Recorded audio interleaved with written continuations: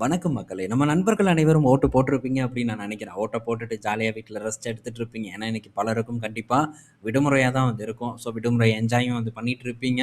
So, maybe ஓட்டு போடாம இருந்திருந்தா மறக்காம ஏதோ கிடைக்கக்கூடிய கேப்ல போய் ஓட்ட போட்டுட்டு வந்துருங்க. ஸோ, கொஞ்சம் சிரமம் பார்க்காம நானும் இன்னும் போடல. ஸோ, இந்த வீடியோவ முடிச்சுட்டு டைரக்ட்டா போய் அங்க லைன் தான் நிக்க போறேன். நின்னு ஓட்ட போட்டுட்டு நம்ம கடமைய முடிச்சுட்டு வந்துருவோம். ஸோ, ஏன்னா எப்பவோ ஒருக்கா நம்ம பண்ண போறோம். அத கரெக்ட்டா பண்ணி விட்டுறணும். ஏன்னா, இதெல்லாம் ரொம்ப முக்கியமான ஒரு நாள். ஸோ, நமக்கு எது சரின்னு படுதோ அந்த இடத்துக்கு ஓட்டு போடுறதுல அ எந்த விதமான தயக்கமும் காட்டாம, சோம்பேறித்தனமும் இல்லாம போட்டுட்டு வருவது ரொம்ப சிறந்தது. ஸோ, மறக்காம போட்டுருங்க. ஸோ, இந்த வீடியோல நம்ம பல இன்ஃபர்மேஷன் பார்க்க போறோம். ஒன்னொன்னா நம்ம பார்ப்பதுக்கு முன்னாடி மார்க்கெட் அப்டேட்ட டிஸ்கஸ் பண்ணுவோம். ஸோ, இன்னைக்கு டேல நம்ம மார்க்கெட் நெகட்டிவ் பெர்ஃபார்மன்ஸ இப்போ வரைக்கும் போஸ்ட் பண்ணிட்டு இருக்கு. கரண்ட்டா நிஃப்டி 50 ஒரு 120 பாயிண்ட்ஸ் வரைக்கான இறக்கத்தையும், பேங்க் நிஃப்டி ஒரு 660 பாயிண்ட்ஸ் வரைக்கான இறக்கத்தையும் டெலிவர் பண்ணிட்டு இருக்கு. ஸோ, நேத்து நம்ம என்ன எக்ஸ்பெக்ட் பண்ணோம்? மார்க்கெட் இன்னைக்கு டேல கொஞ்சம் பாசிட்டிவா பெர்ஃபார்ம் பண்ணும் அப்படின்னு எதிர்பார்த்தோம். ஆனா, அது நடந்திருக்கா? நடக்கல. என்ன ரீசன் பார்த்தா, வேற ஒரு ரீசனும் இல்ல. மிடில் ஈஸ்ட் பஞ்சாயத்து தான். ஈரான், இஸ்ரேல், லெபனான், யுஎஸ் அப்படின்ட்டு இந்த பஞ்சாயத்துகள்னால மார்க்கெட் இன்னைக்கு டேல சரிவடைஞ்சிருக்கு. ஃபர்ஸ்ட் என்னன்னா, ஈரான் பார்த்தீங்கன்னா, ஸ்ட்ரைட் ஆஃப் ஹார்மஸ ரீஓப்பன் பண்ண மாட்டோம் அப்படின்னு சொன்னது மட்டும் இல்லாம, ஒரு 3 கப்பல தாக்கியிருக்கிறதா ஒரு தகவல் வந்திருக்கு. ஸோ, பேச்சுவார்த்தை நடந்துட்டு இருக்கும்போதே இந்த மாரி பஞ்சாயத்துக்கள் நடந்துக்கிட்டு தான் இருக்கு. ஸோ, சீஸ் ஃபயரும் போயிட்டுருக்கு. என்ன ஏதுங்கிறது இன்னும் நமக்கு தெளிவா தெரிய வரல. ஸோ, எங்க கொண்டு போய் முடிக்க போறாங்கன்னு நமக்கு புரியாம தான் இருக்கு. ஸோ, பார்ப்போம். எதுக்கா இருந்தாலும் நம்ம தயாரா இருப்போம். அதே மாரி இஸ்ரேல் பார்த்தீங்கன்னா, லெபனான்ல ஒரு ஸ்ட்ரைக் நடத்தியிருக்காங்க. இதில 5 பேர் இறந்திருக்கிறதாவும் ஒரு தகவல் வந்திருக்கு. ஸோ, ஆக மொத்தம் இந்த ஒரு பிராந்தியமே ஒரு பதற்றமான ஒரு சூழ்நிலையில தான் இருந்துட்டு வந்துட்டுருக்கு. இதோட ஒரு செய்தியினால மார்க்கெட்டும் இன்னைக்கு டேல ஒரு இம்பாக்ட்ட ஃபேஸ் பண்ணியிருக்கு. பேங்க் நிஃப்டி வங்கி பங்குகள் இன்னைக்கு டேல நெகட்டிவ் பெர்ஃபார்மன்ஸ குடுத்துட்டுருக்கு. HDFC, ICICIன்ட்டு எல்லாமே. அது போக இந்த ஆட்டோ செக்டார் பார்க்கும்போது இன்னைக்கு டேல கடுமையான ஒரு செல் ஆஃப்ப ஃபேஸ் பண்ணிட்டு இருக்கு. ஸோ, கொஞ்சம் அப்படியே பார்த்தீங்கன்னா, இப்போ ரெக்கவர் ஆயிட்டு இருக்கு நம்ம மார்க்கெட் இப்போ பேசிட்டு இருக்கக்கூடிய சூழ்நிலையில. பட் இருந்தாலும் ஒரு பிரஷர். மகேந்திராலாம் பார்க்கும்போது இன்னைக்கு டேல 2.5% வரைக்கான சரிவ குடுத்துருக்கு. டாடா மோட்டார்ஸ், அதுக்கப்புறம் எய்ச்சர், ஹீரோ, மாருதின்ட்டு இன்னைக்கு டேல எல்லாமே இப்போ வரைக்கும் ஒரு நெகட்டிவ் பெர்ஃபார்மன்ஸா போஸ்ட் பண்ணிட்டு இருக்கு. அடுத்தது எஃப்எம்சிஜி பார்க்கும்போது இன்னைக்கு டேல ஃப்ளாட்டா பாசிட்டிவா ட்ரேட் ஆயிட்டு இருக்கு. எஃப்எம்சிஜில எந்த ஒரு குறையும் இல்ல. ஸோ, எதிர்பார்த்தது நடந்துட்டு இருக்கு. என்ஜாய் பண்ணுவோம். அடுத்தது இன்னொரு ஒரு செக்டார் பார்த்தீங்கன்னா, நமக்கு பெரிய ஒரு சர்ப்ரைஸ் போஸ்ட் பண்ணியிருக்கு. அதுதான் ஃபார்மா செக்டார். எல்லாரும் பார்த்துருப்பீங்கன்னு நான் நினைக்கிறேன். ரெட்டி கார்வெல்லாம் பார்த்தீங்கன்னா, இன்னைக்கு ஜட்டி போட்ட சூப்பர்மேன் ஆட்டம் பட்டைய கிளப்பிட்டு இருந்திருப்பான். நல்லா பறந்து மேல ஓடிட்டு இருக்கான். பட் இன்னும் அஃபிஷியலா எந்த விதமான அப்டேட்டும் நமக்கு கிடைக்காம தான் இருக்கு. ஸோ, ஆனா நான் என்ன எக்ஸ்பெக்ட் பண்றேன்னா, கனடால அப்ரூவல் கிடைச்சிருக்கும் அப்படின்னு நான் எதிர்பார்க்குறேன். பட் இன்னும் இவங்க எக்ஸ்சேஞ்சுக்கு எந்த விதமான தகவலும் குடுக்கல. ஸோ, விரைவில் அந்த அப்டேட் வரும்னு நான் நினைக்கிறேன். ஸோ, இப்போ டாக்டர் ரெட்டி பொறுத்தவரைக்கி இதுக்கு முன்னாடி ஒரு செய்தியினால சரிவடைஞ்சிருந்தது. என்ன ரீசன்னா, ஸோ, இந்த கனடா பார்த்தீங்கன்னா, என்ஓசி கேட்டிருந்தாங்க. அப்ரூவல் குடுக்கல. ஆ நம்ம என்ன எதிர்பார்க்கப்பட்டதுன்னா, பிப்ரவரியிலிருந்து மேக்குள்ள பார்த்தீங்கன்னா, அப்ரூவல் டாக்டர் ரெட்டிக்கு கிடைச்சிரும் அப்படின்ட்டு நம்ம எதிர்பார்த்தோம். ஸோ, மேபி ஒரு வேளை கிடைச்சிருக்குமோ! அதனால தான் இந்த டாக்டர் ரெட்டி ஏறுதோ அப்படின்ட்டு நான் நினைக்கிறேன். ஸோ, இன்னைக்கு நல்ல ஒரு பெர்ஃபார்மன்ஸ் பார்த்தீங்கன்னா, டாக்டர் ரெட்டில ஏற்பட்டிருக்கு. 10% ஏற்றத்த பார்த்தீங்கன்னா, இன்னைக்கு டாக்டர் ரெட்டி டெலிவர் பண்ணியிருக்கு. ஸோ, சூப்பர் டூப்பர் பெர்ஃபார்மன்ஸ் என்கிட்ட இருக்கு. பட் பெரிய அளவுக்கு குவான்டிட்டீஸ் இல்ல. ஆனா, அதே சமயத்தில டாக்டர் ரெட்டிக்கு தயாரிச்சு குடுக்கக்கூடிய நிறுவனத்தோட பெர்ஃபார்மன்ஸையும் பார்த்திருப்பீங்கன்னு நான் நினைக்கிறேன். வேற லெவல் பெர்ஃபார்மன்ஸ குடுத்துட்டு இருக்கு. ஸோ, அது வேற ஒரு பங்கும் இல்ல. நம்ம ஒன் சோர்ஸ் ஃபார்மா தான். ஸோ, ஒன் சோர்ஸ் தொடர்ந்து பார்த்தீங்கன்னா, ஒரு நல்ல ஏற்றத்த போஸ்ட் பண்ணிட்டு இருக்கு. So, doctor Reddy one of the customer. ஒரு கிளையண்ட் அவ்வளோதான். ஸோ, இன்னும் பல கிளையண்ட்ஸ் இருக்காங்க. நாட்கோ ஃபார்மா, இன்னும் பல நிறுவனங்கள், ஃபாரின் நிறுவனங்கள்ன்ட்டு பல நிறுவனங்கள் பார்த்தீங்கன்னா, இந்த ஒன் சோர்ஸ்க்கு இருக்கு.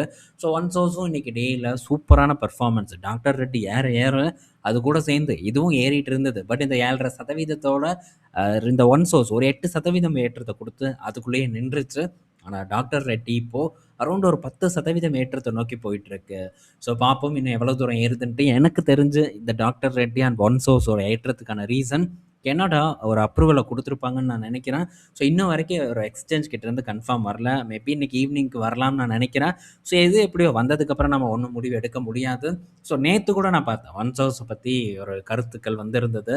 ஸோ, ஆர்ஓசி இல்ல, ஆர்ஓஇ இல்ல, என்ன இது அப்படின்ட்டு, இந்த ஸ்டாக் எப்படி வாங்குறீங்க அப்படின்ட்டுலாம் ஒரு கேள்வி வந்திருந்தது. பட் நம்ம திரும்ப திரும்பலாம் சொல்றதுல ஒண்ணும் இல்ல. 650 பிஇல இப்போ ட்ரேட் ஆயிட்டு இருக்கு. ஓகே. ஸோ என்ன பண்றது? ஆர்ஓஇ இல்ல, ஆர்ஓசி இல்ல, ஒண்ணும் இல்ல. ஸோ இருந்தாலும் ஏன் இந்த பங்க வாங்குனேன் அப்படின்ட்டு தெளிவா இத பற்றி நான் டிஸ்கஸ் பண்ணியிருக்கேன். ஆர்டிக்கல் போஸ்ட் பண்ணியிருக்கேன். அதெல்லாம் படிச்சு பார்த்தீங்கன்னா, ஒரு புரிதல் வந்து உங்களுக்கு ஏற்படும். ஸோ விரைவில் ஒரு ஆல்ரெடி இப்பவே நல்ல ஒரு பெர்ஃபார்மன்ஸ ஒன் சோர்ஸ் குடுத்துருக்கு. நம்ம நண்பர்களுக்கே குடுத்துருக்கும் அப்படின்னு தான் நான் எக்ஸ்பெக்ட் பண்றேன். ஸோ இன்னும் இப்போ திரும்ப அஃபிஷியலான ஒரு அப்டேட் இப்போ வந்ததுன்னா, ரெட்டிக்கு குடுத்துட்டாங்கன்னா, ரெட்டிக்கு அதாவது இந்த ஒன் சோர்ஸுக்கும் சரி, ரெட்டிக்கும் சரி கொஞ்ச நாள் இவ்வளோ நாள் பார்த்தீங்கன்னா, கொஞ்சம் ரொம்ப ஒரு இது ப்ரெஷர் இருந்தது. அதெல்லாம் தாண்டி ஒரு பெட்டர் பெர்ஃபார்மன்ஸ பார்த்தீங்கன்னா, இந்த 2 நிறுவனங்களும் போஸ்ட் பண்ணுவாங்கன்னு நான் நெனைக்கிறேன். ஸோ இந்த டவுன்ஃபால் எதனால ஏற்பட்டது? ஸோ இந்த டாக்டர் ரெட்டியோட ரீசன்னால தான் இந்த பங்குல ஒரு டவுன்ஃபால் ஏற்பட்டது. ஸோ இப்போ பார்த்தீங்கன்னா, திரும்ப ஒரு ஏற்றத்த குடுத்துட்டுருக்கு. ஸோ இந்த டவுன்ஃபால எக்ஸாக்ட்டா வந்து கேட்ச் பண்ண முடியல. ஆனா, இடப்பட்ட டைம்ல வந்து வாங்குனேன். ஸோ 1400க்கு கீழ அண்ட் இந்த 1250 அந்த ஒரு ரேஞ்ச் இத பற்றியெல்லாம் நம்ம டிஸ்கஸ் பண்ணியிருக்கோம். வாங்கும்போதெல்லாம் அப்டேட் பண்ணி தான் எல்லா வேலையும் வந்து பண்ணியிருக்கேன். ஸோ பொறுத்திருந்து பார்ப்போம். இன்னும் என்னென்ன நடக்குது அப்படின்ட்டு தொடர்ந்து வந்து ஃபாலோ பண்ணுவோம். ஸோ அதே மாரி ஒரு பங்கு ஜஸ்ட் இந்த மாரி இப்ப நம்ம வந்து போறோம், ஸ்க்ரீனர் ஓப்பன் பண்றோம். ஓப்பன் பண்ணி பார்த்தோம்னா, ஐயய்ய! இந்த ஸ்டாக்கா? எதுக்கு இத போய் வாங்கிட்டு? என்ன நிறுவனத்துக்கு கடன் இருக்கு, பிஇ ரேஷியோ இப்படி இருக்கு.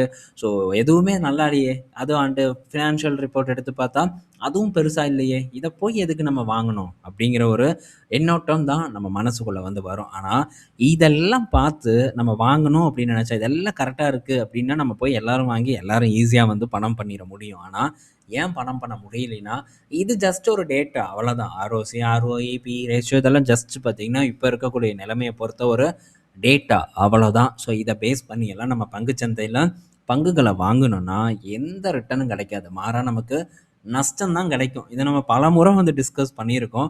ஸோ இது நல்ல இப்ப நம்ம இந்த மாரி பங்கும் இல்ல. நல்ல பிஇல இருக்கும். சிங்கிள் டிஜிட் பிஇல இருக்கக்கூடிய பங்குகள பற்றி கூட நம்ம தெளிவா வந்து டிஸ்கஸ் பண்ணியிருக்கோம். எனக்கு தெரிஞ்சு இந்த மாரியான டிஸ்கஷன் எங்கேயுமே வந்து நடந்திருக்காது. வேல்யூல இருக்கு. வேல்யூ பையிங் நல்ல பிஇ ரேஷியோல இருக்கு. சீப், அண்டர் வேல்யூட் அப்படின்ட்டு மண்டைய கழுவிட்டு இருப்பாங்க. அந்த பங்குகள போய் வாங்கிட்டு இருப்பாங்க. பட் ரியல் ஆப்பர்ச்சுனிட்டி நம்ம இருக்கு அப்படின்னு டிஸ்கஸ் பண்றோம். நீங்க வாங்கணும் அப்படிங்கிறது என்னுடைய நோக்கம் இல்ல. பட் புரிதல் வந்து ஏற்படணும் அப்படிங்கிறது தான் என்னுடைய ஒரு முக்கியமான நோக்கமா இருக்கு. அப்பவும் ஏற்படாம இருக்கு. So no use. எனக்கு ஒரு பிரச்சனையும் இல்ல. ஸோ தெரிஞ்சுக்கிட்டவங்களுக்கு கண்டிப்பா பார்த்தீங்கன்னா, ஒரு பலன் கிடைக்கும், கிடைச்சிருக்கும் அப்படின்னு தான் எக்ஸ்பெக்ட் பண்றேன். ஸோ தொடர்ந்து நம்ம ட்ராக் பண்ணுவோம். இன்கேஸ் ஏதாச்சும் ஒரு அப்டேட் வந்ததுன்னா, அந்த அப்டேட்டையும் உங்க கூட நான் ஷேர் பண்றேன். ஜஸ்ட் இதில காமிக்கக்கூடிய டேட்டாஸ் வச்செல்லாம் நம்ம பணம் சம்பாரிக்க முடியாது அப்படிங்கிறத நீங்க கண்டிப்பா புரிஞ்சுக்கணும். ஸோ இவ்வளோலாம் யாரும் டிஸ்கஸ் பண்ண மாட்டாங்க. இவ்வளோ டிஸ்கஸ் பண்றதுக்கான ரீசன் ஸோ உங்களுக்கும் ஒரு லேர்னிங் நடக்கணும் அப்படிங்கிறதுக்காக தான் இவ்வளோ அடிப்படையான அத்தனை விஷயங்களையும் உங்க கூட ஷேர் பண்றேன். ஸோ புரிஞ்சுக்குவீங்கன்னு நான் நினைக்கிறேன். ஸோ அடுத்தடுத்த அப்டேட்குள்ள நம்ம போவோம். நெக்ஸ்ட் சிப்லா இன்னைக்கு டேல ஒரு 5% வரைக்கான ஏற்றத்த குடுத்துருக்கு. என்ன ரீசன்னா, ஸோ சிப்லா பார்த்தீங்கன்னா, அங்க GlaxoSmithKline அந்த நிறுவனத்தோட ஒரு அந்த நேசல் ஸ்ப்ரே இன்ஹேலர் பார்த்தீங்கன்னா, அமெரிக்கால லான்ச் பண்றதுக்கான எஃப்டிஏ அப்ரூவல் வந்து வாங்கிட்டாங்க. ஸோ இந்த எஃப்ஐ 27ஓட ஃபர்ஸ்ட் ஹாஃப்ல பார்த்தீங்கன்னா, இந்த ஜெனரிக் ட்ரக்க வந்து லான்ச் பண்ண போறதா தகவல் வந்திருக்கு. இதனால ஒரு 4லிருந்து 4% ஏறியிருக்கு. அந்த ஒரிஜினல் ட்ரக் பார்த்தீங்கன்னா, கிட்டத்தட்ட ஒரு $1.5 பில்லியன் வரைக்கான சேல்ஸ பண்ணக்கூடிய ஒரு ட்ரக்கா இருக்கு. அத வந்து இப்போ ஜெனரிக்கா சிப்லா லான்ச் பண்ண போறது ஒரு பெரிய பாசிட்டிவ் நியூஸ். நல்ல ஒரு விற்பனையும் ஏற்படும் அப்படிங்கிற ஒரு எதிர்பார்ப்புனால, சிப்லா இன்னைக்கு டேல பெட்டர் பெர்ஃபார்மன்ஸ குடுத்திருக்கு. அடுத்தது யூனியன் பேங்கோட ரிசல்ட் வந்திருக்கு. ஸோ ரிசல்ட்டோட சேர்த்தி இன்னொரு நல்ல செய்தி என்னன்னா, ரூ. 5 பார்த்தீங்கன்னா டிவிடெண்டா அனௌன்ஸ் பண்ணியிருக்காங்க. ஸோ லாஸ்ட் டைம் வந்து ஒரு 100 கிட்ட நமக்கு ஒரு ஆப்பர்ச்சுனிட்டி கிடைச்சது. அது வந்து ஒரு ஷார்ட் டெர்ம்க்கு மேபி இருந்ததுன்னா, அதிலேயே கிட்டத்தட்ட 5% வரைக்கான டிவிடெண்ட் ரிட்டர்ன். பட் நான் எனக்கு இதில ஒரு 12% வரைக்கான ரிட்டர்ன் பார்த்தீங்கன்னா, இந்த யூனியன் பேங்க் டெலிவர் பண்ணுது. 39 வரைக்கும் வாங்குனது. ஸோ இப்போ அரவுண்ட் பார்த்தீங்கன்னா, ஒரு 190 கிட்ட வந்து ட்ரேட் ஆயிட்டு இருக்கும். ஸோ நல்ல ஒரு டிவிடெண்ட் ரிட்டர்ன் அது போக நல்ல பிரைஸ் அப்ரிசியேஷன் நடந்தும் கூட இந்த பங்கு பிரைஸ் டூ புக் வெறும் 1 டைம் தான் வந்திருக்கு. ஸோ இதுதான் இதோட சிறப்பம்சம். இத பற்றியெல்லாம் நம்ம ரீட்டெயில் ஆப்ஷன் குளோபல்ல கூட தனியா டிஸ்கஸ் பண்ணோம். அப்பவும் நல்ல சீப்பரா தான் வந்து இருந்தது. ஸோ நல்ல ரிசல்ட்டையும் போஸ்ட் பண்ணியிருக்காங்க. 5300 கோடி இந்த காலாண்டுல ப்ராஃபிட்டா போஸ்ட் பண்ணியிருக்காங்க. பெஸ்ட் எவர் குவார்ட்டர்லி பெர்ஃபார்மன்ஸா யூனியன் பேங்க்குக்கு அமைஞ்சிருக்கு. ஸோ பெட்டர் பெர்ஃபார்மன்ஸ் தான் டெலிவர் பண்ணியிருக்கு. இன்னும் வரட்டும் ரிசல்ட் மத்த பங்குகளோட பெர்ஃபார்மன்ஸ் எப்படி இருக்குங்கிறத பொறுத்திருந்து பார்ப்போம். அடுத்தது மாருதி சுசுகி கிட்ட இருந்து ஒரு அப்டேட்டு. மாருதி சுசுகி பார்த்தீங்கன்னா, கிட்டத்தட்ட 23,50,000 யூனிட் பார்த்தீங்கன்னா, ப்ரொடியூஸ் பண்ணியிருக்கிறதா எஃப்ஐ 26ல பண்ணியிருக்கிறதா தகவல் வந்திருக்கு.